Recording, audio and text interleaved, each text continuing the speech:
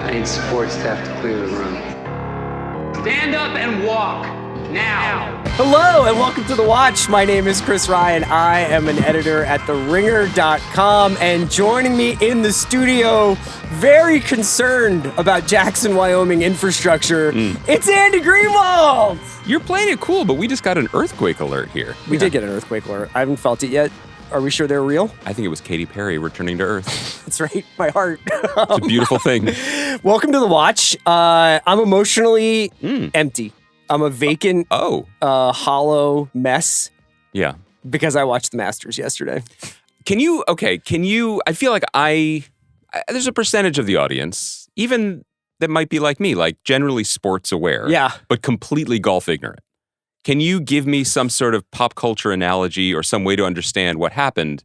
Because I didn't know that Rory McIlroy was lacking a green jacket. He was lacking one, yeah. It was for the career Grand Slam, so that means he had won all the majors, but he had been waiting 11 years to complete it. The last time he won a major was 11 years ago. Oh, and so it was increasingly like he wouldn't. He tends to basically burn hot and then explode on impact, like my takes? No Blue Origin, I guess. Careful. Careful about what? What are you going to do? Honestly, come get me, man. I didn't mean careful, like careful Jeff might hear you. I just meant do we have the full story about Blue Origin? They're back. Sure? They're okay? They're back, yeah. Then their suits look good? I don't know. I didn't check it out. Okay, please continue. Rory McIlroy is essentially the most pure manifestation of the mental game. He has every golf shot. He's probably one of the 2 or 3 best golfers alive. Probably one of the 2 or 3 best golfers of my lifetime. But will just get tight, you know, and screw up. And he'll hit the greatest shot you've ever seen, and then the worst shot you've ever seen. My definition of the worst shot you've ever seen is much wider than Rory McIlroy's. But yeah, dude, it was just watching a guy almost die and then turn into an angel. Oh, so episode 9 of the Pitt. Yes. Okay, thank you. That's great. And it's 5 hours. It takes so long. So you just sat there. Yeah. You know what's funny? I just sat there and ate chips and Zin for so long that when he won, what did you do? I thought I was having renal failure. I had so much salt in my bloodstream and so much nicotine. I could just feel my carotid going. It was fucking gross. What's beautiful about this, first of all, I'm very happy for you. Thanks, man. I don't even know if I like Rory that much. Right. I mean, I like Spieth. I like there are other golfers I like, Max Homa, but I just needed this to be done. I needed him to do it. What's amazing is, and I think people who listen know this, that we have a robust level of communication usually throughout the week and the weekend. It was quiet this one. It was a quiet Sunday. So I was like, oh, maybe Chris and Phoebe are strolling in the Japanese gardens out at the Huntington, maybe they're gazing up into the sky looking for Katy Perry. Yeah, just thinking about it. But no, you were just locked in. Andy, today on the pod, we're going to talk about The Last of Us, obviously the first episode of the new season. You can hit us up at The Watch at Spotify.com. You can follow us on Instagram at TheWatchPod_, and you can watch us on YouTube at the Ringer-TV channel or on Spotify where you're listening to us. I wanted to ask you a couple of... Oh, can I do one house cleaning thing? Just one personal thing? Yeah. All right. I have mixed feelings about this. But I know. Ahead. Well, we're finding out whose pod this really is. I'm not going to veto you. Oh, I appreciate that. Well, we could edit this out later. No. I'm not saying this is a clip. I just want to say that I try to just stay pure in my ivory tower, with my own feelings and reactions to things. But I did get the general vibe that some people were very, very angry at me for not liking a show that they liked. And then last week, I heard that they were angry at me for liking a show that they didn't like. Which one was that? White Lotus finale, yeah. So, that's right. And this isn't my first rodeo with criticism and things, and that's fine. So as I put a little man carved out of a Lone Star can in front of you. Can I draft the beer first? And what's also not unfamiliar to me is people, ascribing motive. That it can't just be that it's my opinions, and people in my real life know that I generally am incapable of not being honest about my opinions, perhaps to my detriment or the detriment of the evening's conversation. And, some people are like, oh, he's just a contrarian. He does the opposite of what everyone else says, and that's why he does it. And, fine, think what you will. I'm just out here doing my best. But I did see one specific thing that I have to refute, which was someone's evidence that I am just a knee-jerk contrarian. Yeah. Is that my favorite Radiohead album is Amnesiac. Uh-huh. Whose favorite Radiohead album is Amnesiac? Did you ever say that? Never.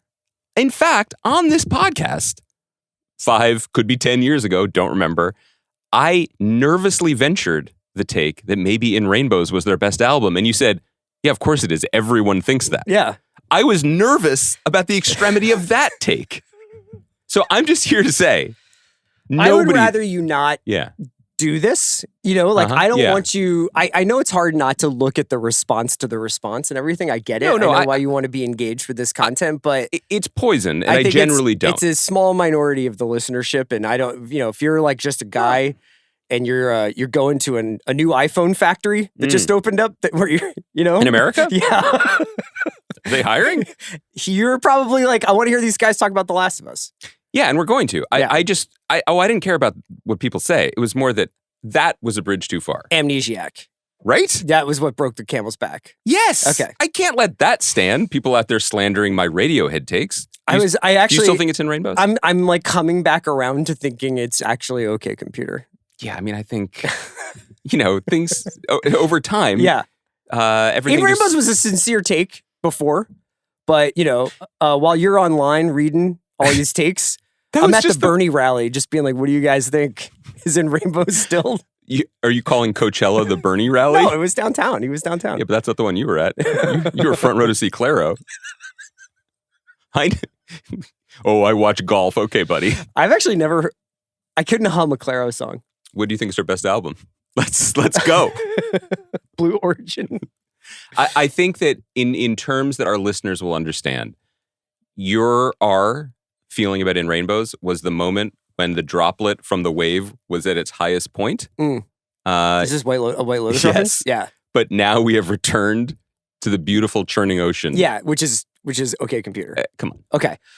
I did have some questions about the Pitt. Okay. Joe Reed had an interesting article in Vulture this weekend that was about the Pitt, but specifically also the Pitt specifically, broadly speaking, this moment in TV. Mm-hmm.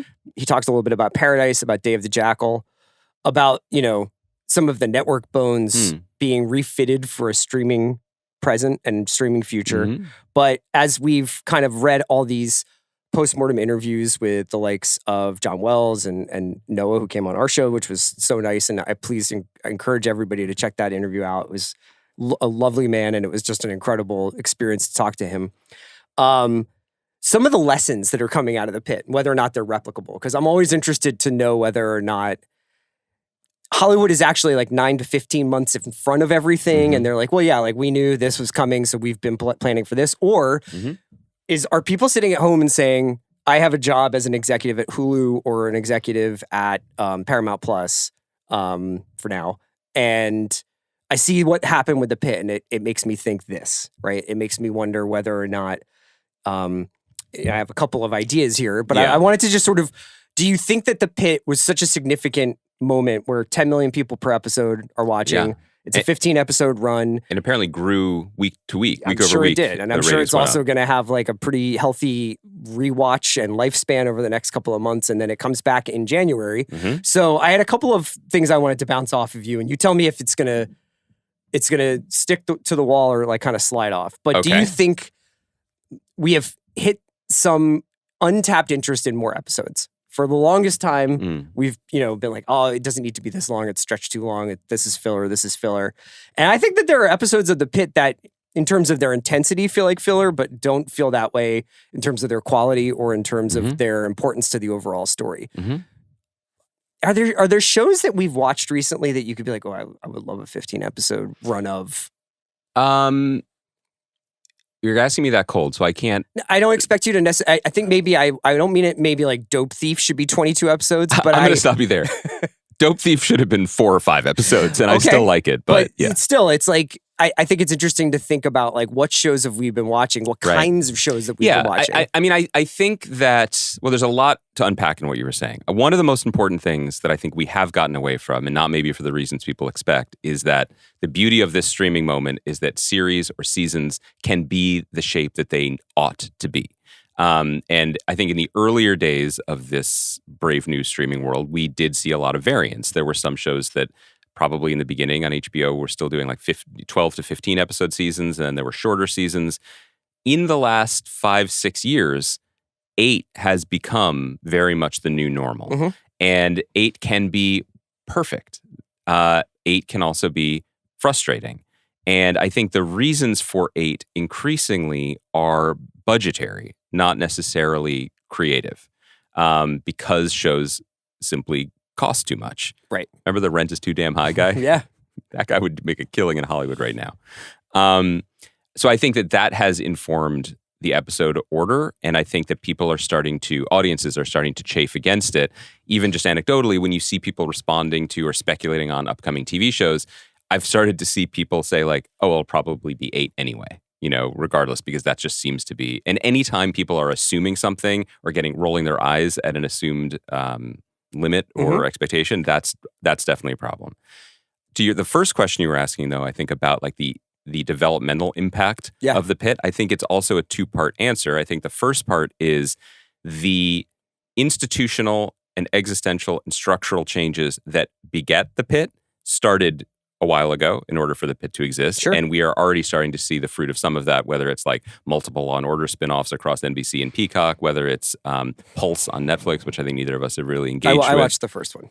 And that you... that was good for me. Yeah. Got it.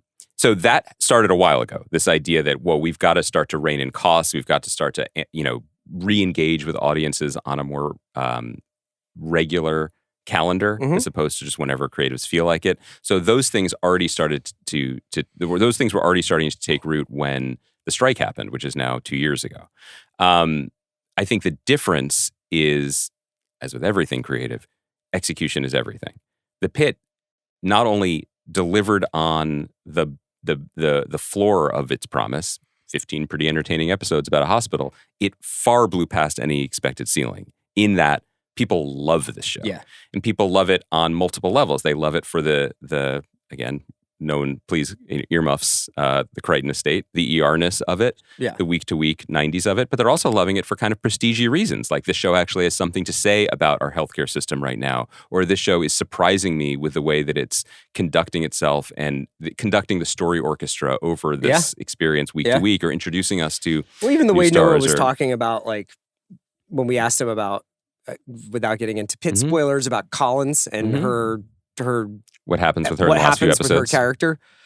The sophistication with which he talked about that as a dramatic Yes, I think that's a great point. Turn, rather than, like, wasn't it crazy that she didn't turn her phone on? Yes. It's like, no, this needed to happen because we needed to pull away this guy's support system. And I think that, as with anything successful, most people will take the wrong lessons from it. One of the lessons of the Pit is John Wells really is the maestro of this shit. Like he knows how to do story and execute on story on a level that not many producers know how to do. This is a little inside baseball, but like within the showrunner community, like he is a god. Yeah. Like he does these very beloved and eagerly attended workshops for first-time showrunners on like, okay, here's really what the job is. Here's how you do budgets. Here's how you communicate with your staff or your creative team. So he really is the Dr. Robbie of the TV game, and there aren't a lot of him.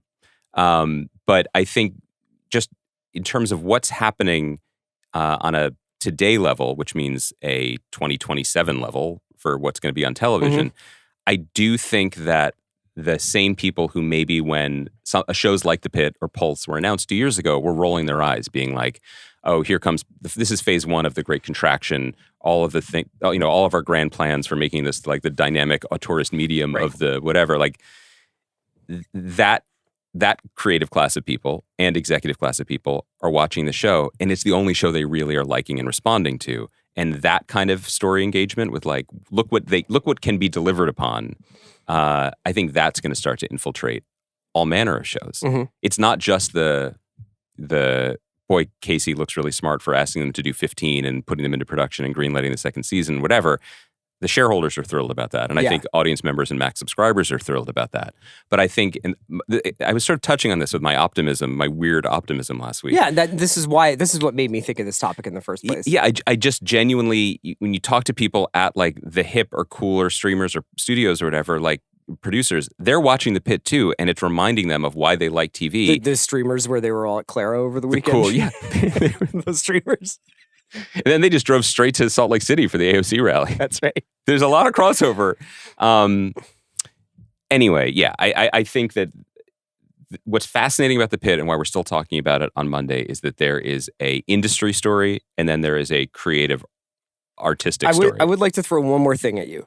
This is sort of paraphrasing a thing I saw online. I can't remember. It was like kind of like happening either on Reddit or on Twitter, but people were talking about the way The Pitt put an emphasis on work and the depth of drama that you could take out of a workplace. Whereas a lot of shows are like, well, it's about these people, but we're just as interested in their home life. And I was kind of thinking about this about how you could have applied this to Lioness or so many different shows where my interest in The Pitt was only deepened by the amount of minutia we got to see these people perform, aside from reacting to a mass casualty event or performing surgery in a way that like was risky or that was rare.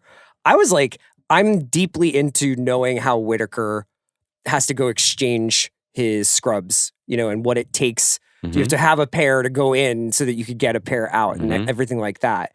And I think a lot of shows could really stand to dive deeper rather than go wider. And this is a smart observation, I think. I'm trying to think of like I'm trying to think of a specific show that I'm like, I wish this show would go further into it, because every show is different. And obviously I think the Pitt's compression led to that. If you have The Pitt takes place over 3 days of a weekend and they go home and come back, you might go to the bar with Robbie, you might take the train with Santos or whatever. But if you have to keep them there, then that's going to have like, inevitably there's going to be a trickle down effect where you're like, oh, now I know every hallway. Now I know every nook and cranny. I know how the day is accumulated on Dana. But I think a lot of shows could stand to focus and go burrow deeper into this. I think broadly, it's a really good observation, because too often let's find out what really makes them tick is just kind of, at this point, it's lazy. It's like, we can humanize the person by showing them another part of their lives or another facet of their personality, and we can thus, justify, explain, or as we were saying in the case of Your Friends and Neighbors, a show I like, so I don't mean to use it as a straw man argument, but the introduction of the John Hamm character's sister feels like there's enough there. And yet, so you notice it as you see the story spackle or the emotional work that it's doing, and not necessarily, and at least through one episode or two episodes, it felt like it was kind of diminishing my enjoyment of the main story, which was enough. I think the argument you would get into is how many workplaces are as dramatically compelling. Spotify, and number one. 1,000%. Every day I come in, I'm like, wait, I can't walk here anymore? Oh, there's popcorn today. I can't wait to have snacks Thursday. And there's nothing. But also with the constant influx of new characters and new situations and new dynamics, like, I'll turn it back to you. Taylor Sheridan has a formula that works. Yes. Let's all accept that. Moving on. See, this is the kind of reaching across the aisle that we need to do. 100%. 100%.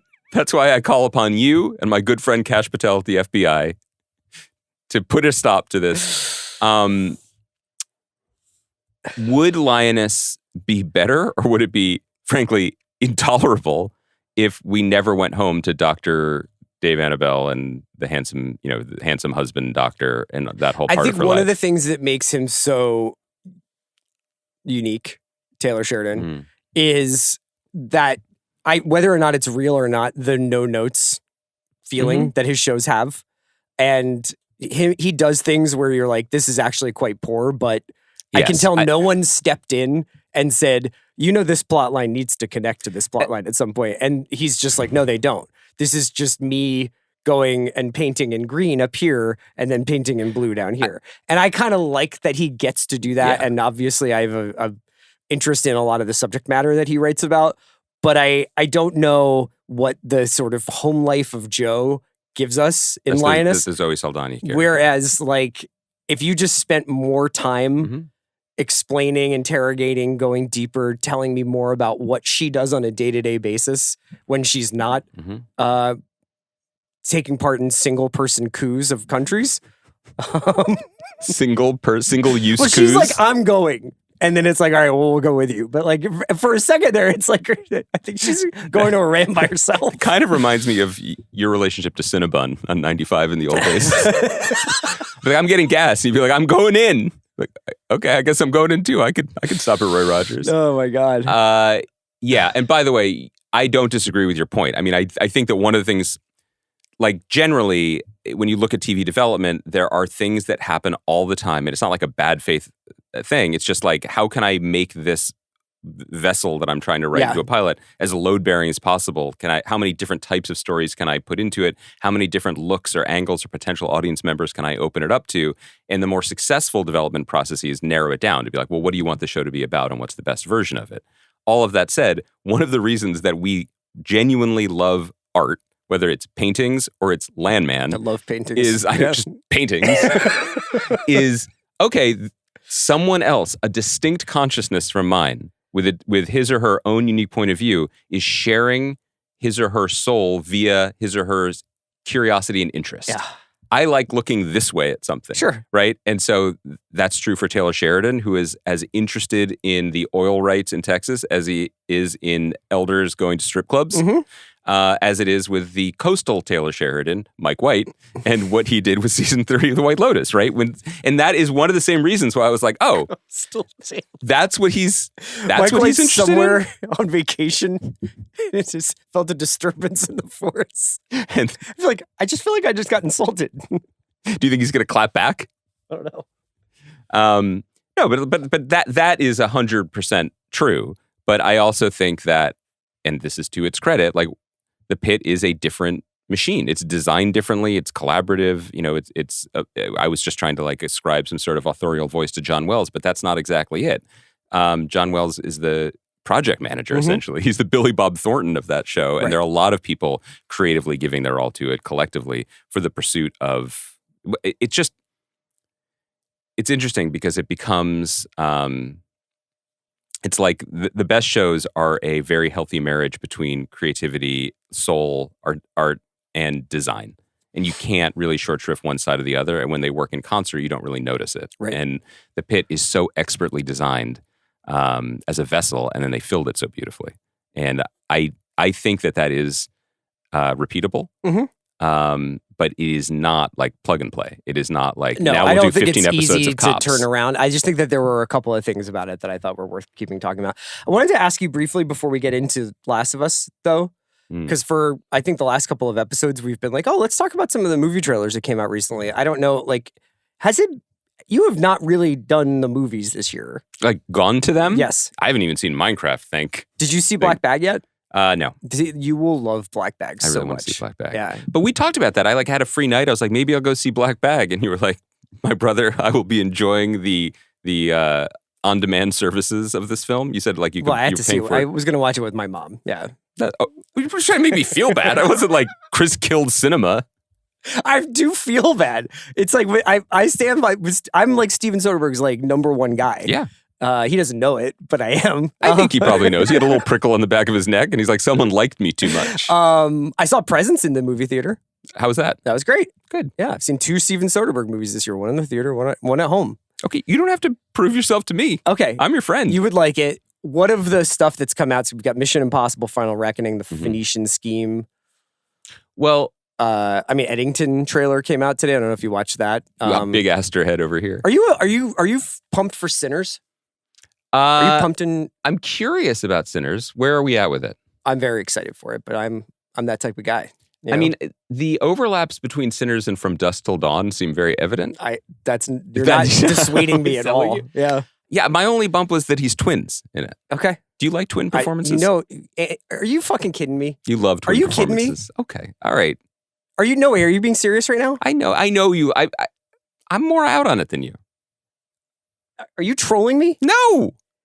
You know I could barely watch The Deuce. You know I hate twins. Oh, right. I forgot. I thought you were about to say this is like the one of Tom my Hardy as the craze. No, it's not. I find it to be one of the most disorienting. That's why and you didn't least like The believable. Deuce. Yeah, I liked The Deuce. But, like I tell people I did, but Here's what.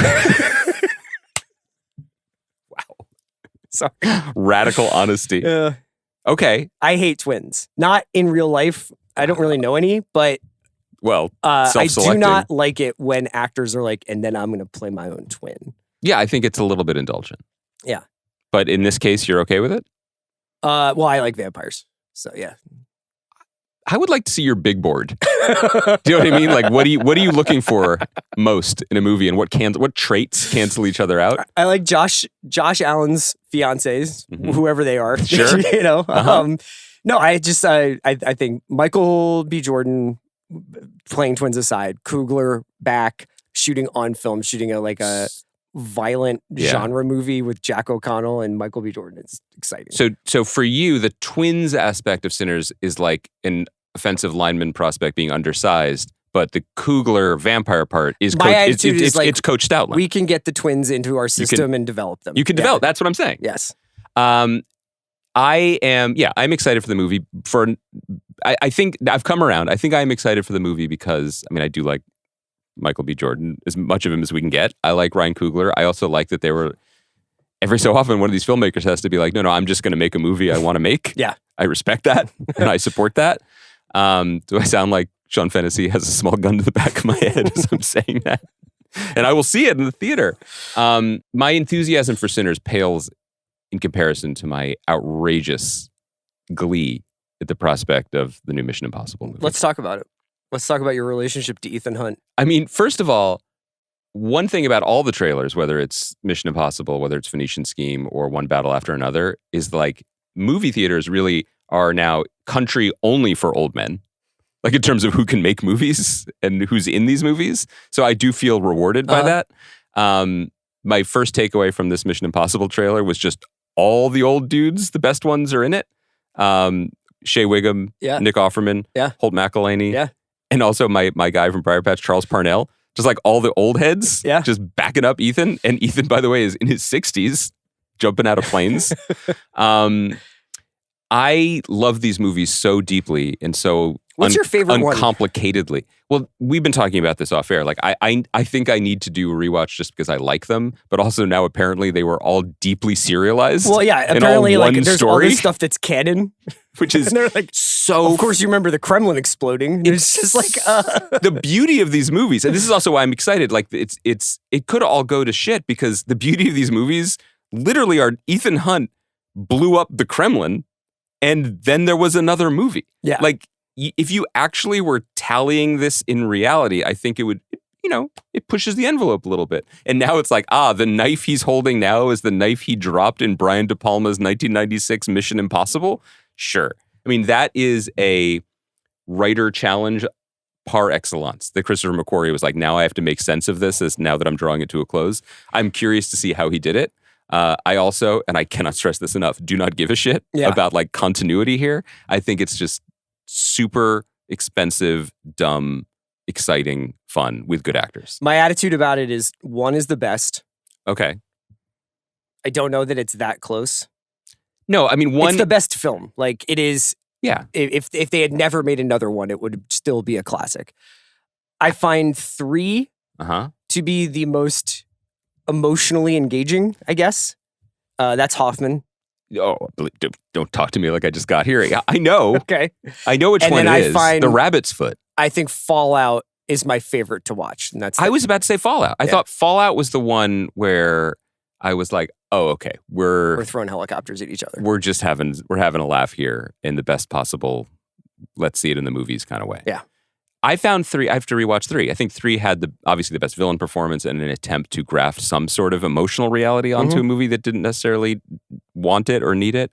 But I think that I remember being kind of frustrated with that one actually at the time. But nobody talks about 2, right? 2's the worst. The JJ stuff is very heavy in that. Yeah, it's like the Rabbit's Foot. Yeah, but like it's rather than, I feel like they like really take a highlighter and they're like, this is a MacGuffin, so it's very complicated. Yeah. For podcasts. There's also a lot of like, I have a bomb inside of my eyeball stuff that I don't really understand. Is that how you felt yesterday watching the end of the Masters? And then I realized I had put a Zin in while I still had a Zin in. Too far in? Yeah.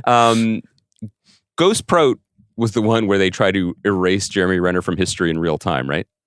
Well, he had been brought on for Rogue, or no? A Rogue Nation? Yeah. No, I think he's in the Brad Bird one to take over the mantle. Yeah, and then that's Ghost Protocol. I think right? he comes back. He comes back, but they're like he's decidedly absent from the final reckoning trailer. Special Agent Renner. Well, we've prepared a cuck chair for you.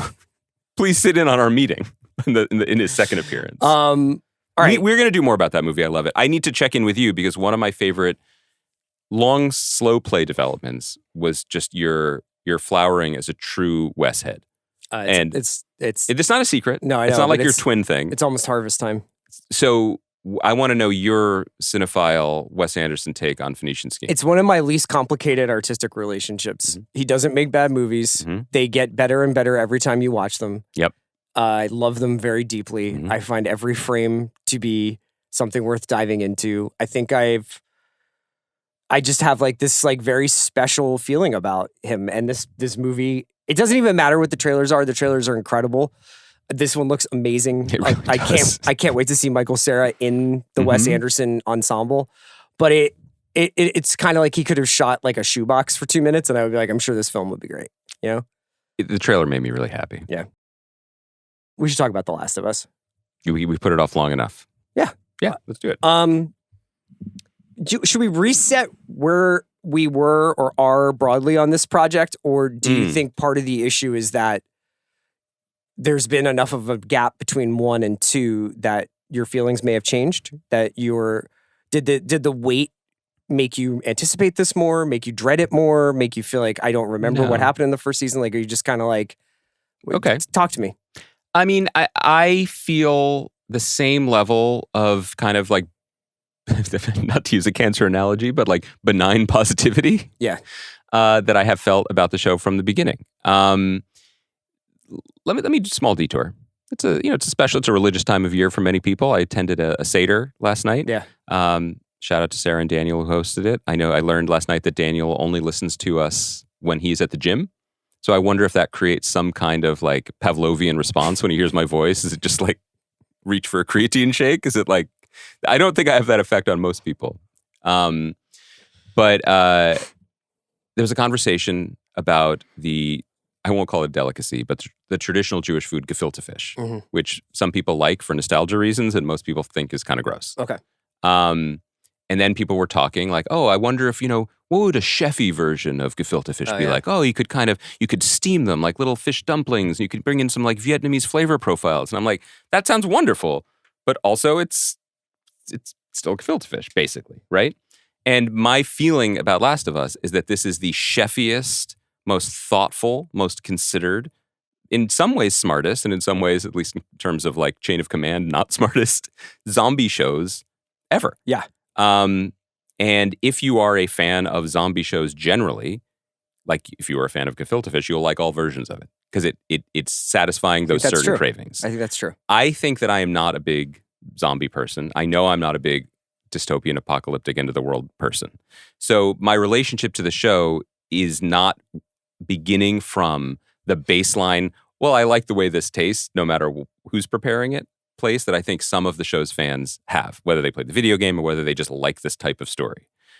When I'm watching it, it is a much more like like the mountains that frame the town, a little more jagged and up and down. Mm-hmm. Like Catherine O'Hara shows up, just like Melanie Linsky showed up in season 1, right? And I'm like, oh shit, this is in its seriousness of purpose. This is a surprise. This is a zag. I love this scene. This is really interesting and compelling. And then inevitably, because it's a zombie show, Ellie will be in one-on-one combat with a suddenly smart zombie. Yeah. And I like that less. So you almost like the bench more than the starters. Whoa. I like that. Yeah, I found this one. I have other positive things to say as well as some criticisms, but that's kind of setting the thermostat for where I'm at. This is a very particular show because obviously it is based on a piece of IP that people are very familiar with. It's such a hugely popular video game. Although not us, right? Like we don't have not any... us, but I will say that even the discourse around casting, around like what's going to happen on this season, even people who are trying to kind of be like, you know, you may not have be spoiler friendly, I don't think are doing that great of a job of it. You know, I have a feeling about certain things. I found it like, it took me a minute to kind of get back into the rhythm of this, not only because, I mean, I really like this show, but it was actually just because of that very modern sensation of this show has not been on for several years. I did not have the time to rewatch the first season. So the first 15 minutes, I'm like, am I supposed to know who Catherine O'Hara's husband is? Am I supposed to know I had that, yeah. Who, like, did he tell her in the intervening years? And is that why she's mad at him? Like, I think that there was a degree to which Craig Mazin, who wrote and directed this episode, and then is obviously the creator of this, co-creator of the show, showrunner, I wanted to talk to you a little bit about mystery and suspense within a world like this, because there's the mystery and suspense inherent in when you're making a genre show anyway, but then there is like kind of needlessly confusing the audience or creating mystery and suspense just to prolong a plot line. We were just chatting with Van outside as we were walking into the studio. This is a compelling workplace. Like and I felt like Van and I were talking about, like, you know, why, like, is there another choice? Is it anything other than a dramatic choice for Pedro Pascal's character to have just not told Ellie, like, look, they were going to operate on you and kill you in the process, so I saved your life. And you can be mad at me for how I went about doing that, but that's the truth. Now, I understand, like, everybody's got their secrets, and you want to protect a young person, but then a young person becomes an adult, and then they're angry for reasons they don't understand. But I found there would be a little bit of a, like, 15-minute kind of like, and this is who, and what, like, this is what. But then I got into the rhythm of it, and I find it's made on such a high level across the board that I got over my kind of like murkiness about it. Yeah, let me say just off the bat, I love how expensive the show looks. I love the vistas. I love the mountains and the snow and the texture and the production design and Pedro Pascal's grizzled face in the midst of it. Like, I was very happy, actually, to be safely in the arms of a show that cares this much about spending money in the right places and what it looks like and how it presents itself. Like, that was a nice feeling, and I enjoyed the textures of it. I should also say that the first note that I took in watching the show was, I've got a fever for some Deaver. She's incredible. I was so excited. Like, she's just like, okay, here we go. She's just an electric performer. And I was really psyched to see her on screen. Just the moment when she holds the other dude's gaze, when he's like, she's ready to go, and he's like, I'll go with you, but we have to do these other things. And awesome. Very excited for that. Yeah, her saying slowly, it was like, hell yeah. Yeah, that is great drama and a great performance. And again, when you're operating on this level, when you have a writer and creator of this magnitude, and then someone who is also interested in creative casting to the degree that he is, and I think that a lot of our experiences liking or disliking or even loving genre shows over the last few years, casting is the sneaky element to it, to keep people surprised, keep people engaged, have people lean in even when the material feels slightly familiar. Super into that. It's interesting that you bring up the secret, because I agree with the secret between that Joel has not talked about what happened in the finale, but Ellie seems to now intuit it, because that's what maybe is supposed to be why she's so pissed at him all the time. Well, I think that question, I like. So this is kind of frustrating, because it's what mysteries get revealed, what mysteries gets held back. That can often be a frustrating back and forth between an audience and a show, and I'm very sympathetic to that. In this case, the reason why I'm okay with it is, if you extrapolate out, it's not just that he doesn't want to tell her about the terrible things that he did, right? It's the equation that he personally solved for, which is, to him, she's worth more than humanity. The weight of that choice is what's slowly crushing him, and the inevitable outcry or moral rebalancing act that might happen with everyone else is looming or lurking. So I'm sort of sympathetic to that. But if you can, it always works for me if you can put it back into a character level. And the thing that I was most interested in on a thematic level through the episode was the idea that, it's not an idea. It is a dangerous path to go down as a parent if you blatantly need something from your child as much as they need something from you. That is an unfair attempt to balance something, right? Like it really is a so if you're one-way like, street. I need you to win the Masters, that's not fair. Well, to who? And how much money do you have on it? But in terms of like the weight of that relationship, and one of the things that I can just sort of intuit from a storytelling perspective that Ellie is chafing against is that Joel looks at her all the time. Like, I did this for you. Yes. You are worth it. You have to be worth it. I did it all for you. I live my life every day closed up like this and still suffering because of you. And she's like, I didn't ask you to do that. That's, and she might not know specifically what he did, and that's echoed when he punches the guy that makes the homophobic remark at the dance. Yeah. And he just looks at her like, that aren't you happy that I did that? Yeah. Thank me. Like, the show is let me just throw the biggest tent possible and say, like, this show is worthwhile because it is still curious about relationships like that, even within the larger framework. And that's, to me, is always the sign, in addition to the casting, like, oh, there's someone thinking in there. There's something alive in there. That's compelling. So if you fold that character thing into The Secret, I'm like, okay, I buy it. Yeah. I don't buy it if it's just to keep the trains moving on time to get from Jackson to Seattle and back again, or wherever the show is headed. Sure.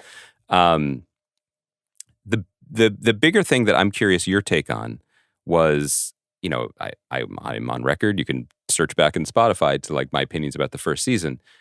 The most compelling thing outside of the dressing, the casting, the locations, the intensity, whatever, about the first season was that, for example, unlike Walking Dead, there was a hope trajectory. There was the sense that this girl can save the world. Sure. Can end the virus. With that answered, potentially, that storyline and being answered somewhat definitively, that like, well, now there are no more scientists who are aware of this, who will or could extract this.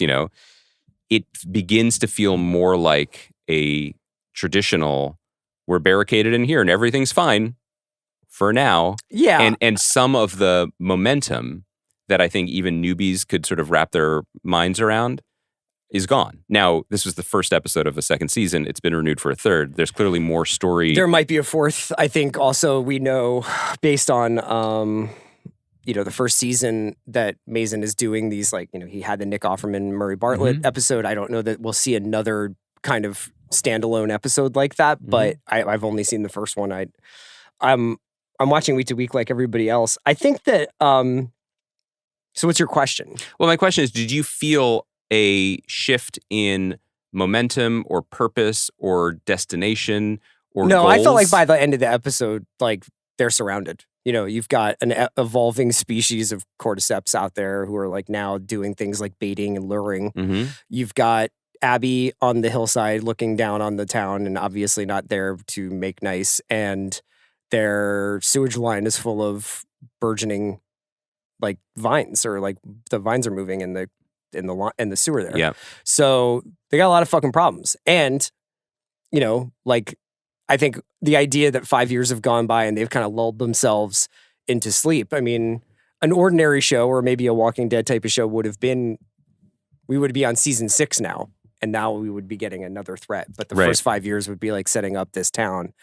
Like the evil within, the calcification of empathy with the refugee story, real world issues about like housing and infrastructure in the labor pool. Like, I personally am like ready for like Abby to come in and kick some ass. Like I'm a little bit more like, let's get chunk plays on The Last of Us and not like, let's just get 3 yards and think about how would we power the dam here or whatever. Does that make you more like Kevin Patullo in terms of the offense? Find out. I guess I don't know. We don't know. That's next season. Deep cut for the 3 people out there who know the new Eagles offensive coordinator is. Sometimes I feel like Sheil Kapadia podcasts for me. So I feel like I need to do it just for him. Would you go to therapy in this situation? I'll go to therapy right now. What are you talking about? Let's do it. Would you miss therapy if you were forced to survive like an apocalypse Would you mean miss an appointment and reschedule? No, I mean, like, would you be like, I could really go for like 45 minutes of Straight Talk Express? Yes. What are you talking about? Do you know how many times I hit that vein when COVID was coming? I was like, hey, just leaving another voicemail. Just thought we could chat. Feel like you're probably home. Yeah. What do you think? I'm going to go on patrol? This is like what I didn't know you're feeling about twins. Do you think? Do I think therapy could be improved by whiskey? No. Right. Well, I admire if you're Gail and you've got the monopoly on the mental health business in that town, true. You can just do whatever. Do you think that Gail and Dr. whatever her name was in Paradise could trade stories about being the only therapist surviving an apocalypse? I do feel like there should be a conference with just the two of them in it. Okay, so the thing that Van was bringing up to us, the convention that I was struggling with more that's present in this episode is the Ellie not following any rules. Any rules at all. Yeah. Like, I but get also like, being like Chuck Norris, so they're like, well, we have to send her. Because she's so good at this? Yeah. First of all, I feel like, and I don't want to speak out of turn, and I'm sure she brings a lot of other attributes to the Jackson community, but I have to say, I don't think Kat is a natural leader. You know? Kat was the one who was like, you guys don't go in there. All right, you can go in there. Yeah. Yeah, that one. Yeah. You know what I mean? Like, I think there's some people who are... I think the idea is that they've been doing these patrols for a few years now, and they've racked up so many kills, and Dina and Ellie kind of now have come of age at a time where they're just wasting these things, and so... Sure. I mean, that is present in the way they're like, let's go stab him in the neck and have fun. Like that, okay. I just feel like, in terms of Ellie Kat, also knows she can't be got. She feels confident, but there's still a little doubt, right? Like, I don't know. She's like doing self-surge. She's like cutting the poison out, you know? But there's people out there who are just like, yeah, I don't think I'm going to get COVID. You know what I mean? They're like, I'm probably good. Like, maybe I'm immune a little bit. I feel like you were feeling that a little bit. No, like, I've gotten it. No, now you have, but like you ran the tape a little longer than most. I did, and I also like now in retrospect probably had like a saline solution as my first shot because I got J&J real early. You're just like, here you go. What just wear the mask. I was like, I'm free. What does Trump say in his Truth Social? Have fun. Be cool. Here you go. Yeah. No, I just feel like in terms of Kat, there's peacetime leaders and there's wartime leaders. Yeah. You know, and she might not be built for these times. Yeah. That said, on that patrol, I do think Mushroom Zombies versus Bear is the show's sweet spot. Yeah. Like I think like, okay, let's push that a little bit more. That's fun. Do you do any like when Abby comes when Caitlin Deaver's Abby character is introduced? Do you look online? Okay, good. No, because I actually know too much when people are like the controversial introduction. Yeah, I don't want to know anything about that. That's very sweet of you. There's nothing. No, I'm too busy Googling Andy Greenwald White Lotus opinions WTF. Right. So clearly I don't have time. By the way, I love it in this podcast. You've staked out two opinions. One, stop looking at things online, and then 10 minutes later you were like, at people talking about you online is a very healthy. I'm so guilty. Just because I used to like to go on the CR Heads page and be like, here's some other people who also like my friend Chris. Little did I know there was a villain in the story. And he's sitting right across from you. Me? No, I'm your villain. Oh, no. I'm your Abby. A compelling actor who unfortunately has been wedged into the story. Did you, Isabel Merced? Yeah.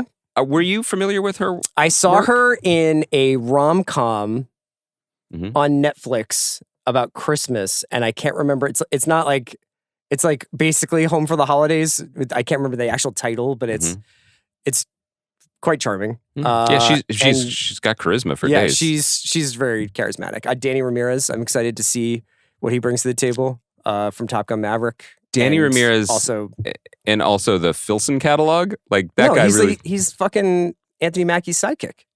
No, I know. Oh, yeah. No, I'm just saying, like, he looks amazing on the show. Yeah. I just like the fit. But I feel like you have a similar aesthetic sometimes when it gets a little gray here in LA. Oh, yeah. Yeah. You like to wear some parkas? Sure. Maybe a boot? I don't know. You can't see it on camera. Did you, but generally, like, where were you with the Ellie's teenage rebellion, but also she might get everyone killed by. I find it very frustrating to watch. To be completely candid, I would like you to be candid. I think that is tied to the. We're not going to have the fight right now, Joel and Ellie stuff, and we're not going to get it all. We're not going to talk about right what now. we're going to talk about. We're going to have something wedged between us. I think that I'm more anxious about some of the human emotion and interpersonal relationships than I am about the coming zombie incursion and also like this Fireflies renaissance happening out in the hills. Remember the Fireflies? Did you remember their sort of R.I.P. Yeah. Well, here's some things I know about them. They wore necklaces. They had a cool nickname. They were out on the federal government. Which is, what a ping-ponging relationship people have had with the federal government recently. So I get it. Yeah. The challenge for me, and maybe it's the challenge for the show if it's interested in tweener potential fans like me, which sidebar, I don't think it needs to be because it's a huge show regardless, is just like as many things as possible that show some creativity spark, beating heart, like within this. The twin poles that define it, though, of like a scrappy band of outsiders will learn to make electricity again despite the end of everything. Plus, we got to go get some headshots, like double tap kills. It's also the end of the world stuff. I just find at this moment a little tiring, honestly. Okay. Just because, as we are learning, it doesn't really go like that. It's much dumber and slower, and Katy Perry's in space. You know what I mean? So I guess maybe I am over leveraged, to use a phrase, in Asian steel. Let's be honest, but also on the parts of the story that I need to work for me to love it. That's really an interesting way of like, what's your portfolio? My exposure your is Last of Us portfolio. We should make that like a running bit. Because I'm just trying to stay healthy. Do you know what I mean? Like not in terms of the mushroom virus. I know because it's like as a story. I think it's one that you're probably like, this is not 100% really like what I like to engage with. Yeah, and I think that's... But it's a momentous, it's a huge thing for TV. I think it's also very well done. I happen to like the cordyceps are getting smarter stuff. Like, I that's just the way it goes. Things get smarter. Actually, I would say might not be true. I think it'll be an interesting conversation that I look forward to having and seeing as the show develops because there's enough promising things here. And I'll keep coming back to it. We didn't even mention like young Mazzino from Beef is on the show. And I'm like, okay, I'm looking. I'm interested. Who is the big dog that Ellie tapped into submission there? Like, who do I think he is? Like, who is he? Like, was that guy like an actual MMA fighter or something? He pulled his punches. Yeah. Do you believe, I mean, respect, like Bella Ramsey is a professional. She's a good performer, good actor. Like, I don't know. Do you think she could? I don't know. Think she could take him on the octagon? Well, I think he was probably like, I didn't knock you out with my first punch. So yes, maybe she was able to do her spider monkey, kind of like jump up there, get the leg lock. Monkey.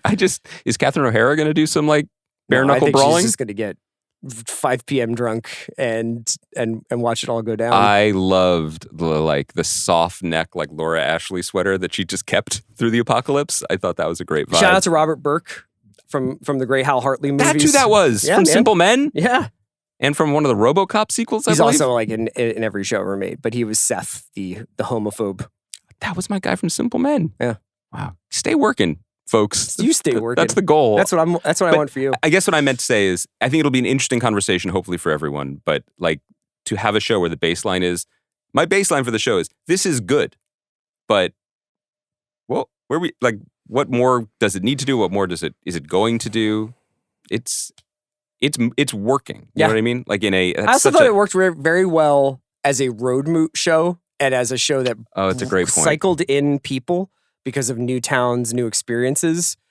Don't know how long they're going to be in Jackson for. Like I said, not reading ahead or watching ahead or playing ahead. So I think a static Last of Us will feel a little bit different than the first season in good ways and bad. Can I ask you a personal question? Yeah. Are you more of a Jackson guy or a Seattle guy? Seattle. Never been to Jackson.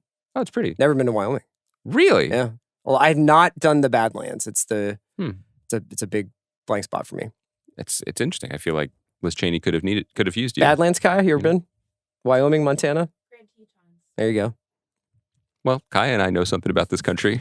Maybe you should listen. You can be here in your ivory tower, but I just get my little metal tube and go from sad metropolis to metropolis. It's sad, really, watching Mike White shows, but Kai and I are out here just literally touching grass. Thanks for listening. We'll be back on Thursday. I bet what we're gonna do is talk about Dope Thief as like a concluding. Is it concluding? Dialogue. I can't remember. This is our new White Lotus because I was like, Chris, let's just hold Dope Thief till next week. There's one left. And then I got an email being like, a couple more episodes. The other thing is, just to cheer you up, I have a couple of Black Mirrors I'd like you to watch. Oh, cheer me up. Do you want to tell people which ones you're checking for? By the way, there are 8. I can't remember the titles, but I liked the Peter Capaldi one. That one specifically I'd like to talk about. Okay, I'll watch it. Dope Thief ends April 25th.